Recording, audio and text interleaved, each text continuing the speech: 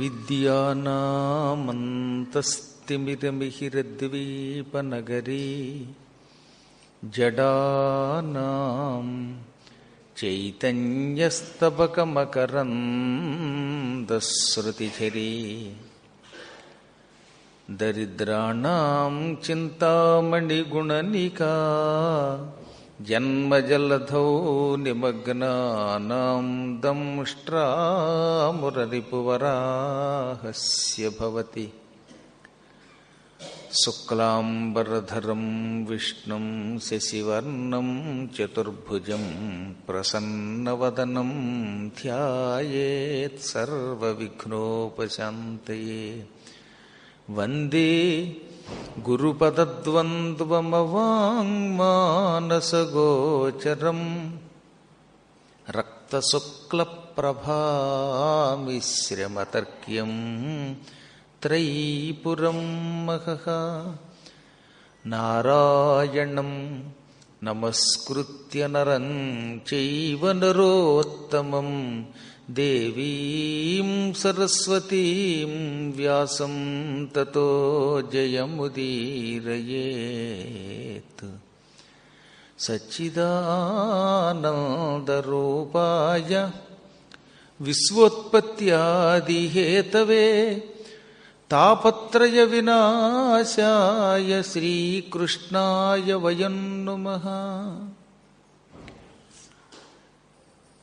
ప్రవరుడు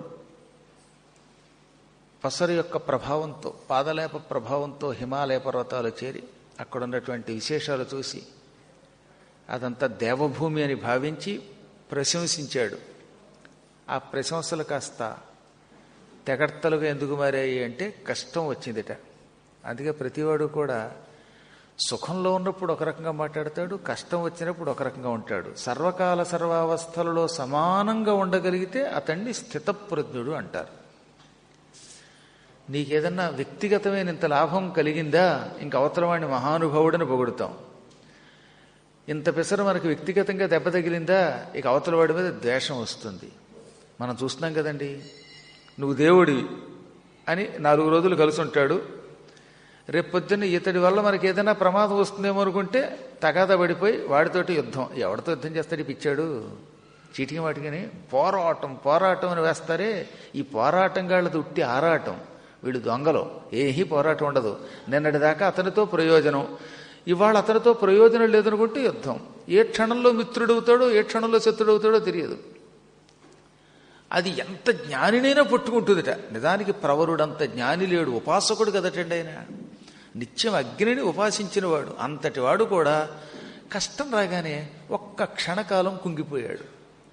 తర్వాత ఎలాగో ఆయన గొప్పవాడు గనక బయటపడ్డాడు, అది వేరే విషయం. కానీ ముందు ఏమనుకున్నాడు అనమాట, అయ్యో ఈ అపవిత్ర ప్రదేశానికి ఎందుకు వచ్చాను, ఈ మంచుకొండకి ఎందుకు వచ్చాను అనుకున్నాడు. ఒక అరగంట క్రితం దేవభూమి, శివుడికి పెళ్ళైన స్థలం, గంగ దిగిన స్థలం అని రకరకాలుగా ప్రశంసించాడు దానిని. నరనారాయణుల పాద పద్మముల యొక్క ముద్రలున్న దివ్యస్థలం అన్నాడు. ఇప్పుడు ఏమన్నాడు, ఈ మంచుకొండకు రాజల్లుని బుద్ధిజాడ్య జనితోన్మాదులు కదా శ్రోత్రియులు అనుకున్నాడు. ఇంకెక్కడి నుంచి ఇల్లు, భార్య అందరూ గుర్తుకొచ్చి వరసగా ఏడవడం మొదలుపెట్టాట పాపం. ఎందుకని? ఆయన ఆకాశ మార్గంలో వెళ్ళాడు, ఎక్కడికి వెళ్ళాడో తెలియదు, మార్గం తెలియదు. పైగా నిజంగా హిమాలయ పర్వతాల నుంచి మళ్ళీ వారణాసికి దగ్గరలో ఉన్న వరణా తీరానికి వెళ్ళాలంటే ఎంతకాలం పడుతుందంటే ఒకసారి ఆలోచించండి. నడిచి వెళ్ళాలంటే అందులో ఆనాటి రోజుల్లో ఆ అడవి మార్గాల్లో నడిచి వెళ్ళడం అసంభవం, దారి తెలియడం కష్టం. అందుకని ఇల్లు, కుటుంబం అందరూ గుర్తుకొచ్చి ఎంత గొల్లుమన్నాడో తెలుసా. పాప ఆయన ఏడుపు వింటే ఆ స్థానంలో మనమే ఉండి మనమే ఏడ్చినట్టు అనిపిస్తుంది అనమాట. ఇవాళ గట్టిగా కాస్త నాయన ఇన్కమ్ ట్యాక్స్ కట్టండిరా, ఆధార్ ఇవ్వండిరా అంటేనే ఒక మహానుభావుడైన ప్రధానమంత్రిని బండబూతులు తిడుతున్నామే మనం. మన దౌర్భాగ్యపు జాతిలా తగులడింది. అటువంటిది ఆ రోజుల్లో పాప ఆయనకి కష్టం వచ్చింది కాబట్టి మంచుకొండ అని తిట్టడంలో ఆశ్చర్యం ఉంది. హిమాలయ పర్వతాన్ని ఆయన తిట్టాడు. గొప్పవాళ్ళకి ఎప్పుడు చివాట్లు తప్పని అర్థమవుతుంది అనమాట.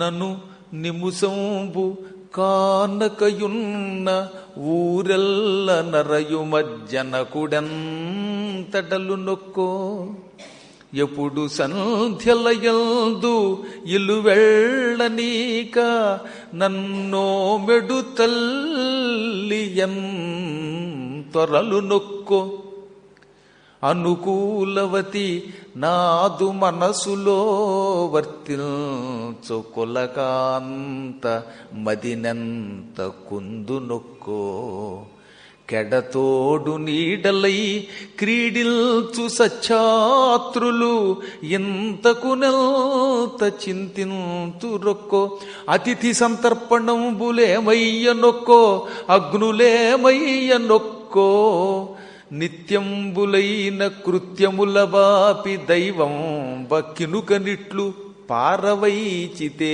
మిన్నుల బడ్డ చోట.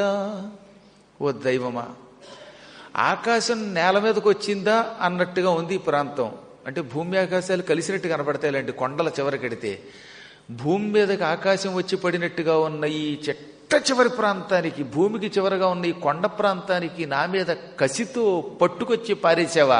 ఎవడో ఒక సిద్ధుడిని నా కొంప మీద గెంటావు, వాడికి అన్నం పెట్టి పంపేయక రకరకాల రహస్యాలు అడిగి తెలుసుకుని వాడి దగ్గర ఏదో పసరుంటే ఒక పెసరు ఎంత కొసరడిగి నా కాలికి రాయించుకుని నా కుటుంబానికి ఎసరు తెచ్చుకున్నాను, అన్యాయం తెచ్చుకున్నాను, ఇక్కడికి వచ్చి పడ్డాను. ఇప్పుడు నేను ఏమైపోతాను? నేను ఒక్క క్షణం కనిపించకపోతే మా నాన్నగారు ఎంతో బెంగ పెట్టుకుని అయ్యో అయ్యో అంటూ అందరిళ్ళకి వెళ్ళిపోయేవట. వీళ్ళ నాన్నగారికి ఇతనంటే ఎంత ప్రేమ అంటే లేక లేక పుట్టాడు, ఒకడే కొడుకు, ఈ కొడుకు మంచివాడు ఉత్తముడు, అందుకని ఈ కొడుకు 5 నిమిషాలు కనబడకపోతే ఏమండో పుల్లయ్య గారు మా అబ్బాయి మీ ఇంటికి వచ్చాడా, సత్యనారాయణ గారు మీ ఇంటికి వచ్చాడా, శర్మ గారు మా అబ్బాయి మీ ఇంటికి వచ్చాడా, ఇలా అందరిళ్ళకి వెళ్ళి ఇల్లిల్లు నా కోసం వెతికే మా నాన్న ఇంతసేపు కనపడకపోతే ఏమైపోతాడో. ముందు వాళ్ళ నాన్న మీద పడిందనమాట. నన్ను నిముసంబుగానకయొన్న అండం ద్వారా వాళ్ళ నాన్నకి ఎంత వ్యామోహం ఆలోచించండి. ఒక నిమిషం కనపడకపోతే ఊరంతా తిరిగేసి పట్టాయన.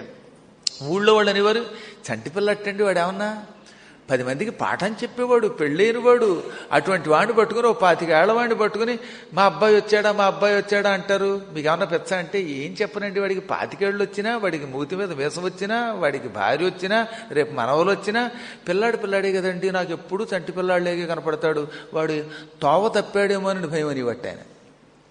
రోజు గుంటూరు వచ్చే మీరంతా ఇంటి దగ్గర నుంచి ఇక్కడికి వస్తూ ఉంటే మా అబ్బాయి ఇంటికి రాలేదు, దారి తప్పిపోయాడేమో, అడ్రస్ తప్పిపోయాడేమో అంటే ఎవరన్నా నవ్వుతారు.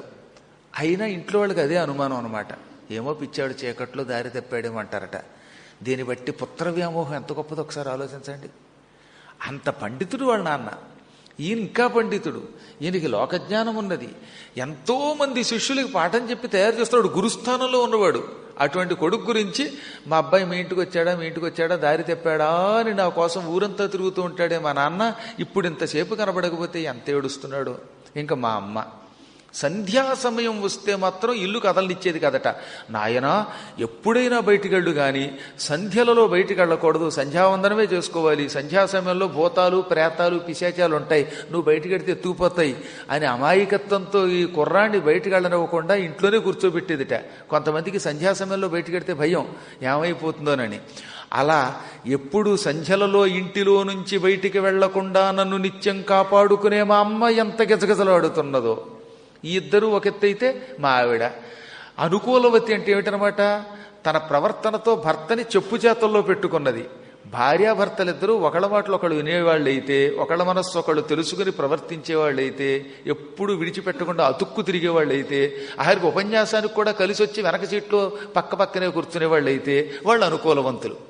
ఇక్కడ దాకా వచ్చాక ఇటే వెళ్ళిపోతే అంత అనుకూలవంతులు కాదట. అందుకే కొంతమంది టెక్నిక్గా బ్యాక్ సీట్లోకి పోతారు, గొడవ ఉండదు, ఎవడో పట్టించుకోడని. కాబట్టి నా భార్య అటువంటి అనుకూలవతి, నన్ను ఎప్పుడూ విడిచిపెట్టదు. అటువంటి నా భార్య నా మనస్సు ఎరిగి ప్రవర్తించేది. మనస్సులో వర్తించుట అంటే ఏంటన్నమాట, మనస్సు ఎరిగి ప్రవర్తించటం. కొంతమంది భార్యలు మన పూర్వజన్మ సుకృతం వల్ల దొరుకుతారనమాట. వాళ్ళు అలా భర్త సైగ చేస్తే కనిపెట్టేస్తారు, సైగ కూడా అక్కర్లేదు. భార్యాభర్తలు ఇద్దరు దూరం నుంచి చూసుకుంటే ఓహో మా ఆయనకి ఈ పూట గారెలు ఇష్టం అని టక్కన గారేసేస్తుంది. ఎలా తెలుస్తుందో తెలియదు. అవతలవాడు ఎవడన్నా వచ్చాడంటే వీడికి అన్నం పెట్టాలో లేదో తెలిసిపోతుంటే వాడికి భర్తకే చూస్తుంది, చూడగానే అర్థమవుతుంది. అవతలవాడిని రండి భోజనానికి ఉంటుంది, లేదా అవతల వాడిని ఈ పూట భోజనం లేదు టీ లేదు అంటుంది. అంటే అవతలవాడికి టీ ఇవ్వడం ఈ మొగుడికి ఇష్టం లేదు. అంతలా మనస్సులో ఉన్న ఊహని తెలుసుకుని ప్రవర్తించే భార్యని మాత్రమే అనుకూలవతి అని, మనస్సెరిగి ప్రవర్తించే భార్య అని అంటారు. అటువంటి నా భార్య, ఆవిడ ఎంత బాధపడిపోతున్నదో, ఎంత గిజగిజలాడుతుందో. పతివ్రత కదా అనే వచ్చేదాకా భోంచేదేమో, అదో భయం ఈయనకి. ఆవిడకి ఈ మధ్యన కొంచెం లేటుగా తింటే గ్యాస్ ట్రబుల్ కూడా వస్తుంది, పాపం ఏమైపోతుందో నేను లేకపోతే అని పాపం భార్య కోసం ఏడ్చాడు. ఈ భార్యాభర్తల బంధం చాలా గొప్పదట. ఎంత ముసలాళ్ళు అయిపోయినా శరీరం ఎప్పుడో ఒకప్పుడు విడిచిపెట్టక తప్పదని తెలిసినా భార్య ముందో లేక భర్త ముందో వెళ్ళిపోతే వెళ్ళిపోయిందండి అంటాడు, వీడేదో వెళ్ళనట్టుగా. ఇది సృష్టి రహస్యం, మరి తప్పదు. అయినా బెంగ వస్తుంది. ఈ బెంగ ఎంతో కొంత ఉండడం మానవ ప్రకృతి అట, ఎంత గొప్పవాడికైనా ఉంటుంది. కాబట్టి ఆవిడెంత ఏడుస్తుందో. ఇంకా నా శిష్యులు నాకెప్పుడూ కుడి ఎడమలుగా తిరుగుతూనే ఉంటారు నాతోటి. గురువు అంటే వాళ్ళకి ప్రాణం. గురువుగారు చెప్పిన మాట తూచా తప్పకుండా చేస్తారు. అటువంటి పుణ్యాత్ములైన నా శిష్యులు ఇంకెంత ఏడుస్తున్నారో. వీళ్ళందరికంటే ఎక్కువ ఏడ్చేది శిష్యులే. అయ్యో గురువుగారు లేరు, మా పాఠం మధ్యలో ఆగిపోయిందని అదో బెంగ వాళ్ళకి. పాఠం గురించి ఏడుస్తారేమో వాళ్ళు.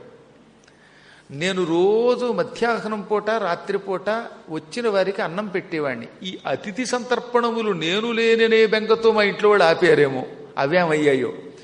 నిత్యం అగ్నిహోత్రాన్ని విరోలుస్తంగా ఆ నిత్యాగ్నిహోత్రం ఏమయ్యిందో. అయ్యో దైవమా, ఈ నిత్యకృత్యాలకి దూరం చేస్తావా అని కాసేపు దేవుడి మీద పాడు దైవమా అన్నాడు. దేవుడు కూడా పాడు దైవమా అనేవారట పూర్వం, కోపం వస్తే.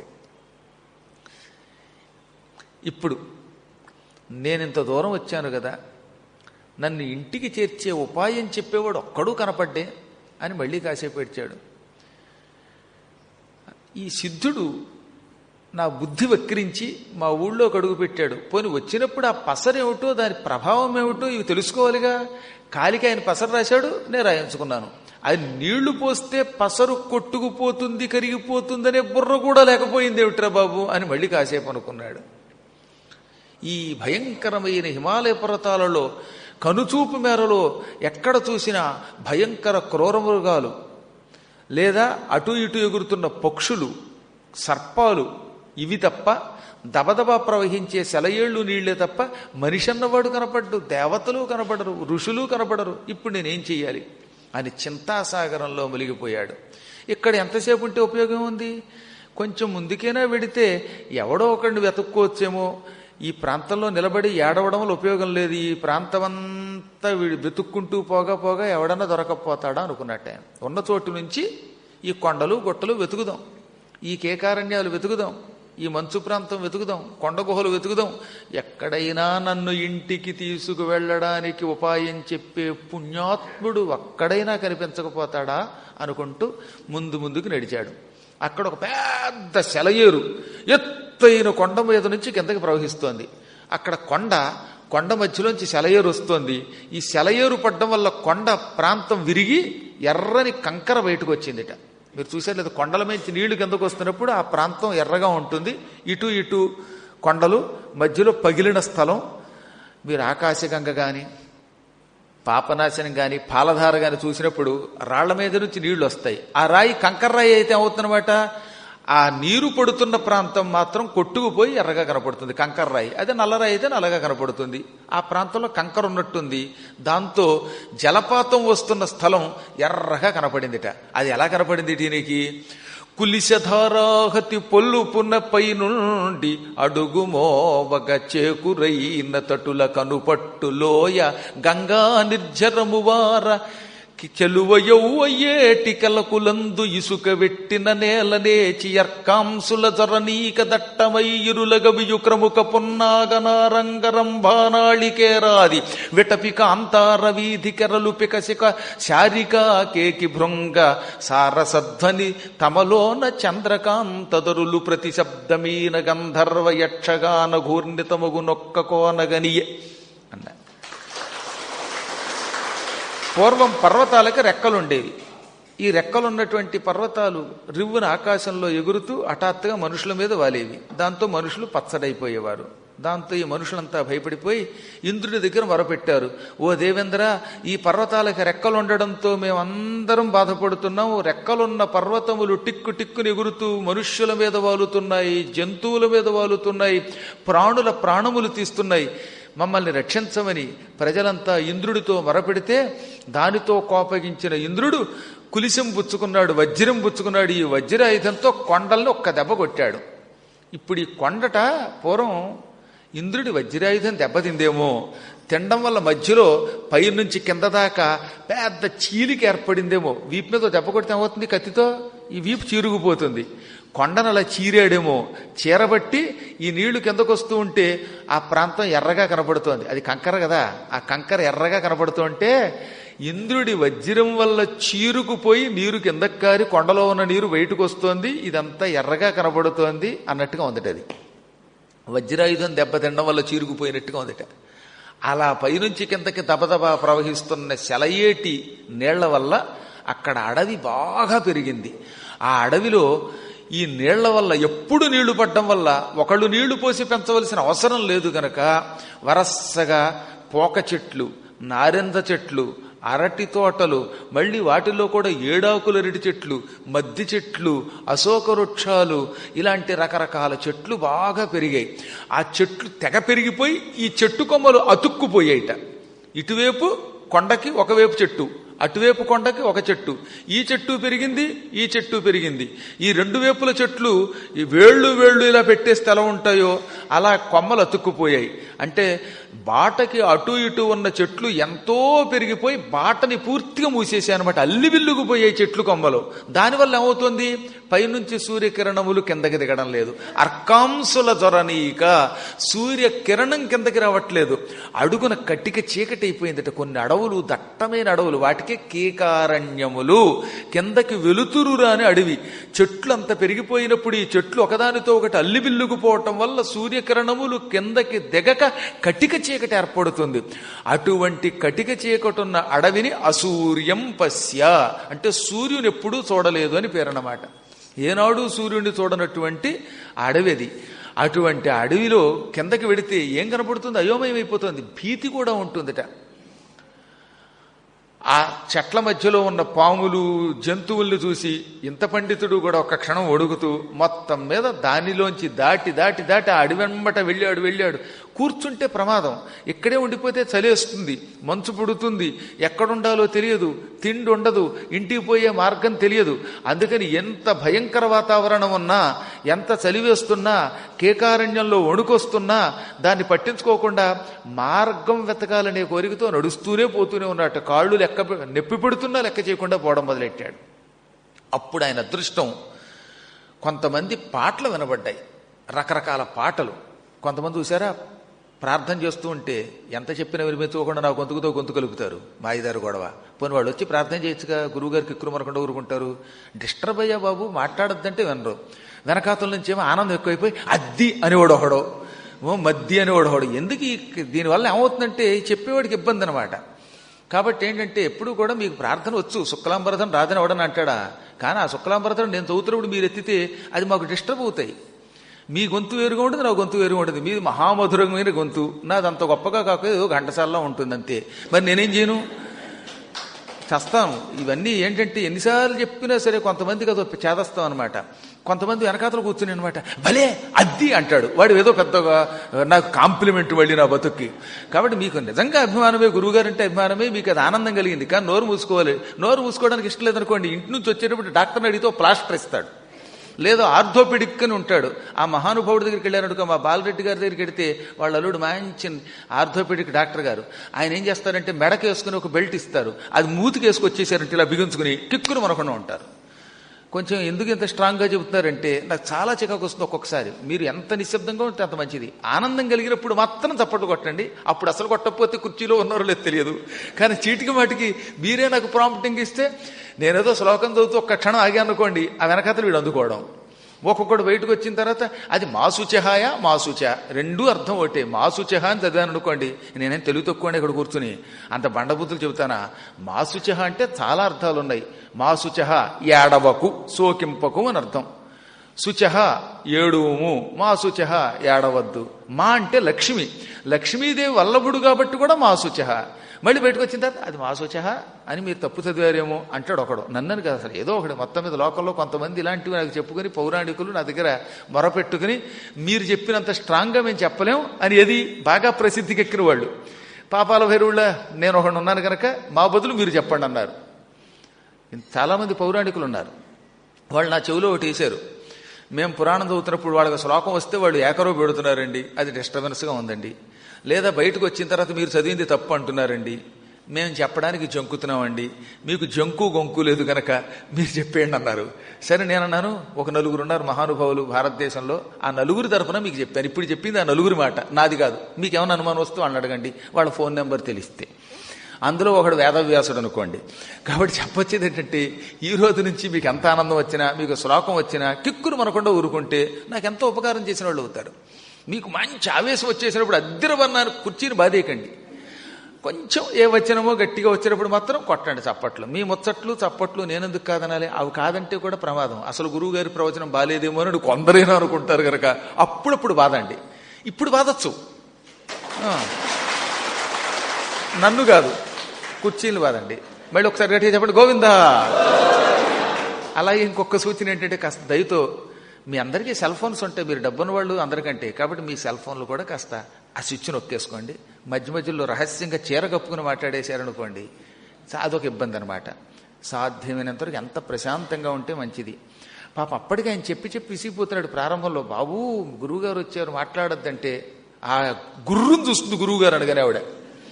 ఎందుకు గుర్రం చూడడం? ఆయనేమో చెప్పవలసిన డ్యూటీ చెబుతాడు, చెప్పకపోతే ఎలాగా? ఇది రికార్డ్ అవుతూ ఉంటుంది కదా, మరి రేపు ఎంత ఇబ్బంది వస్తుందన్నమాట. ఈ చిన్న చిన్న సూచనలు పాటిస్తే అందరికీ సుఖం అనమాట. నిజంగా మీ అభిమానం చాలా గొప్పది. ఈ కలియుగములో ఎన్నెన్నో కార్యక్రమములు విడిచిపెట్టి పురాణం కోసం వర్షం కూడా లెక్క చేయకుండా, బోరును బయట వర్షం కురుస్తుంది కదా, ఆటోలు దొరకట్లేదు కదా, గొడుగు వేసుకొస్తున్నారు. కాబట్టి మీ భక్తిని పొరపాటును కూడా శంకించలేము. మీరు పరమభక్తులు, జ్ఞానులు. అయినా నేను మీ అంత గొప్ప జ్ఞానిని కాదు కనుక డిస్టర్బెన్స్ వస్తే తట్టుకోలేక నాకున్న జ్ఞానంతో కొంచెం సూచన చేసినందుకు దయతో ఏమనుకోకుండా మన్నించి ఇంతకంటే ఎక్కువగా రేపు కూడా వచ్చి వినవలసిందిగా. మీకు అనిపించినప్పుడు మాత్రం బయటకు వచ్చాక అవన్నీ కలిపి ఒకేసారి నా దగ్గర అనేసి వెళ్ళిపోవలసిందిగా మరొక్కసారి అభ్యర్థిస్తూ గోవింద గట్టిగా. ఇప్పుడు ఆయన ఒక గొప్ప గానం విన్నాడు. గంధర్వయక్ష గాన ఘూర్ణితమగునొక్క కోనగనియే. గంధర్వులు యక్షులు గానం చేస్తున్నటువంటి ఒకానొక కోన, ఒక గొప్ప స్థలం, అరణ్య ప్రాంతం, మంచి కొండలవి, కొండ గుహలు. ఆ గుహల్లో అన్ని గుహల్లోంచి గానం వినపడుతోంది. అంటే కొన్నింట్లో గంధర్వులు ఉన్నారు. అది పూర్తిగా లోతైన హిమాలయం అవడం వల్ల అక్కడ దాకా మానవమత్తులు వెళ్ళలేరు. కాబట్టి ఆ ప్రాంతంలో కొందరు యక్షులు ఉన్నారు, గంధర్వులు ఉన్నారు. గంధర్వులు యక్షులు ఉన్న చోట గాన భజన ఉంటాయి. వాళ్ళు గానము చేస్తారు, వాద్యం వాయిస్తారు, నృత్యములు చేస్తారు. అది దేవభూమి. ఇక్కడ ఇంకో విశేషం ఏంటంటే, గంధర్వులు యక్షులు పాడుతూ ఉంటే మనలాంటి వాళ్ళు అక్కడ దాకా వెళ్ళలేం, వెళ్ళినా మనకి అది వినపడదు. ఈయనకి ఎందుకు వినపడింది? ఈయన అంత గొప్పవాడు, అది గుర్తుపెట్టుకోండి. ఈయన నిత్యాగ్నిహోత్రం చేసే పుణ్యాత్ముడు, పరమ సౌశీల్యం కలిగిన వాడు, నిత్య అన్నదాత, తల్లిదండ్రుల మీద భక్తి కలిగిన వాడు, నియమములు కలిగిన వాడు. మహాత్ములు ఎక్కడికి వెళ్ళినా వాళ్ళకి దేవతలు దర్శనమిస్తారు. అపవిత్రులు వెడితే రాక్షసుల దర్శనం అవుతుంది, పుణ్యాత్ములు వెడితే దేవతల దర్శనం అవుతుంది. అదే హిమాలయానికి చాలామంది వెళ్ళారు. ఏం లాభం? చలికి తట్టుకోలేక గదిలో కూర్చుని ఎలుగుబంట్లు వేసుకున్నట్టుగా కోట్లు వేసుకుని కదలలేకుండా ఉన్నారు. గట్టిగా హిమాలయాల్లో 2 అడుగులు వేయలేరు, చలేస్తే అందులో స్నానం చేయలేరు. అదే జ్ఞాని అయితే వీటికి అతీతంగా మహానుభావులు ఉన్న చోటకి వెళ్ళగలుగుతారు. అందువల్ల ఆయన మహాత్ముడు గనక, మహిమ కలిగిన వాడు గనక గంధర్వయక్షుల యొక్క గానం విన్నాడు. ఆ కొండ గుహల దగ్గరికి వెళ్ళాడు. ఆ సమయంలో మరొక సువాసన కూడా వచ్చింది ఆయనకి.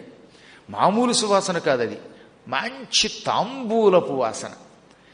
మృగమద సౌరభ విభవద్విగుణిత ఘన సారసాంద్ర వీటీ గంధస్థగితేతర పరిమళమై మగువ పొలుపు తెలుపు నొక్క మారుతమలసన్. కస్తూరి, కస్తూరికి 2 రెట్లు పచ్చకర్పూరం. కాస్త కస్తూరి వేశారట, దానికి 2 రెట్లు పచ్చకర్పూరం వేశారట. అందుకే మృగమద విభవ ద్విగుణిత అన్నారు. మృగమదము అంటే కస్తూరి. పూర్వం తాంబూలంలో కొంచెం కస్తూరి వేసుకునేవారు, అప్పుడు అరుగుతుంది తిన్నది. మళ్ళీ అన్ని వేళలో వేసుకోకూడదు. కేవలం మధ్యాహ్న సమయంలో భోజనానంతరం కానీ లేదా రాత్రి సమయంలో కానీ, మళ్ళీ రాత్రిపూట ఒంటిపూట భోజనం చేసేవాళ్ళు రాత్రి వేసుకోకూడదు, కేవలం పగలే వేసుకోవాలి. ఎల్లవేళలా వేసుకుంటే అది వ్యసనం. కొన్ని సందర్భాల్లో తాంబూలం వేసుకుంటే ఆరోగ్యం. తాంబూలం వేసుకోమని ఆయన ఎవరో చెప్పారు, ఇక అందరూ మేకల్లా నవ్వడం మొదలెట్టారు. అది దరిద్రం. తాంబూలం వేసుకోవడానికి నియమములు చెప్పారు. మాధ్యాహ్నిక భోజనానంతరం, అది కూడా పితృకార్యం కాకుండా ఉంటే, దేవకార్యం కాకుండా ఉంటే తినాలి. ఉదాహరణకి ఇవాళ శివరాత్రి ఉపవాసం ఉన్నావు, మర్నాడు పవిత్ర భోజనం చేసావు, అప్పుడు తాంబూలం వేసుకుంటే శివరాత్రి ఉపవాసం ఉన్న తర్వాత కళ్ళు తాగిన వాడికి ఏ పాపం వస్తుందో ఆ పాపం వస్తుందట. అంత ప్రమాదం తెలిసిన తాంబూలం కూడా ఎప్పుడు పడితే అప్పుడు వేసుకోకూడదు. హాయిగా ఇళ్లల్లో పండగల భోజనాలు చేసేటప్పుడు కానీ, పెళ్ళిళ్ళ భోజనాలు చేసేటప్పుడు కానీ, లేదా ఇంకేమైనా ఉపనయన భోజనాలు చేసేటప్పుడు కానీ, అలాంటప్పుడు మాత్రం తాంబూలం వేసుకోవచ్చు. ఉపవాసాలు ఉన్నప్పుడు, దీక్షలతో ఉన్నప్పుడు, బ్రహ్మచర్య దీక్షతో చదువుకుంటున్నప్పుడు తాంబూలం నిషిద్ధం. అసలు చదువుకునే విద్యార్థికి మాత్రం తాంబూలం పొరపాటును కూడా పనికిరాదు. తాంబూలం బ్రహ్మచారికి ఎంత నిషిద్ధమో మొత్తం శాస్త్రాలన్నీ చెప్పాయి. అలా తాంబూలం వేసుకుంటే ఒక శిష్యుణ్ణి పూర్తిగా గురుకులం నుంచి బయటికి గెంటేశాడు బృహస్పతి. కాబట్టి అలాంటి పనులు చేయకూడదు. ఇప్పుడు మాత్రం ఎవరో ఒక గొప్పవాళ్లే వేసుకున్నారు తాంబూలం. ఆ తాంబూలంలో చక్కని లేతని తమలపాకులున్నాయి. ఆ తమలపాకులకి పైన కొంచెం కస్తూరి వేశారు. కస్తూరికి 2 రెట్లు పచ్చకర్పూరం వేశారు, యాలకులు వేశారు. ఆ తాంబూలం నోట్లో వేసుకుని నవ్వులుతున్నారు. ఆ నవ్వులుతున్న వాసన ఈ ప్రవరుడికి తగిలింది. అది మామూలు కాదు, ఆడవాళ్లు వేసుకున్న తాంబూలం కోసం తగినది. పైగా ఆడవాళ్లకు ఒక ప్రత్యేకత ఉంది, మగవాళ్ళ తాంబూలం వేరు. మగవాళ్ళు కొంచెం గొట్కాటైపేస్తారు, అందుకని ఇది కొంచెం ప్రమాదం.